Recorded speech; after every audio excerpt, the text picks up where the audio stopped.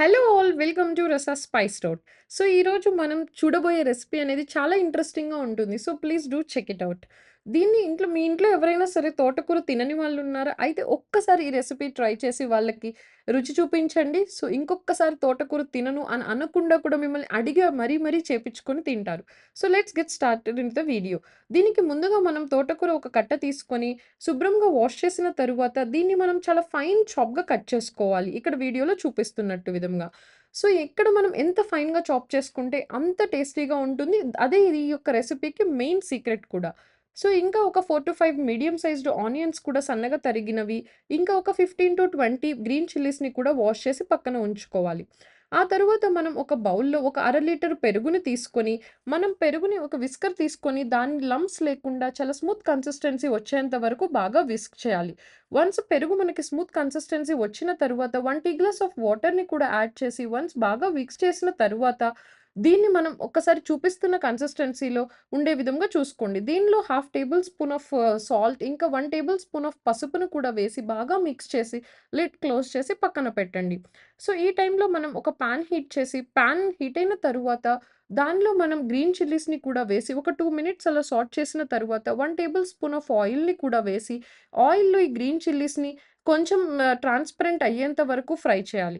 కలుపుతూ ఫ్రై చేయటం వలన మనకి ఇక్కడ పచ్చిమిర్చి అనేది ఈవెన్‌గా ఫ్రై అవుతుంది. సో, ఆ తరువాత అలా ఫ్రై అయిన తరువాత వీటిని మనం తీసి పక్కన పెట్టుకోవాలి.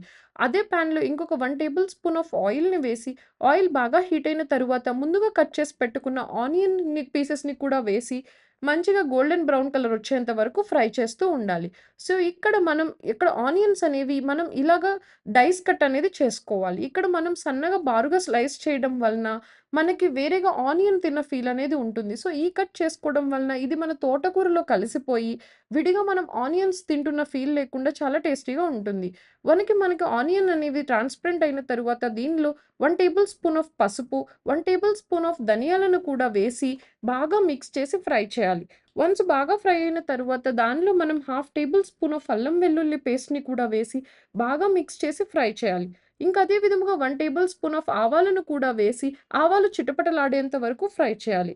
ఆ తరువాత 1 టేబుల్ స్పూన్ ఆఫ్ సాల్ట్‌ని కూడా వేసి బాగా మిక్స్ చేయాలి.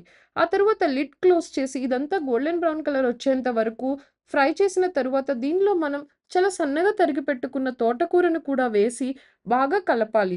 సో, ఇక్కడ మనం బాగా మిక్స్ చేసి లిడ్ క్లోజ్ చేయటం వలన మనకి తోటకూరలో నుంచి అనేది వాటర్ అనేది రావడం స్టార్ట్ అవుతుంది. సో, మనకి కర్రీ మొత్తం ఆ తోటకూరలో నుంచి వచ్చిన వాటర్‌తోనే మగ్గుతుంది. సో, ఎక్స్‌ట్రా వాటర్ యాడ్ చేయటం వల్ల దీనికనేది మనకి టేస్ట్ అనేది తగ్గుతుంది. సో, చాలా సిమ్‌లో పెట్టి మనం ఈ తోటకూరను మగ్గించటం వలన దానిలో నుంచి మనకి వాటర్ అనేది మన కూర ఉడకడానికి సరిపోయేంత వాటర్ అనేది వస్తుంది. సో, అలా మధ్యలో మిక్స్ చేస్తూ అదే విధముగా మనం తోటకూర మగ్గేంత వరకు ఫ్రై చేయాలి. వన్స్ మనకి తోటకూర మగ్గిన తరువాత దీన్ని పక్కన పెట్టి మనం ఆరబెట్టుకోవాలి. ఆ తరువాత ముందుగా మనం మిక్స్ చేసిన కర్డ్‌లో పచ్చిమిర్చి పేస్ట్‌ని ఈ తోటకూర మిశ్రమాన్ని కూడా వేసి బాగా కలపాలి.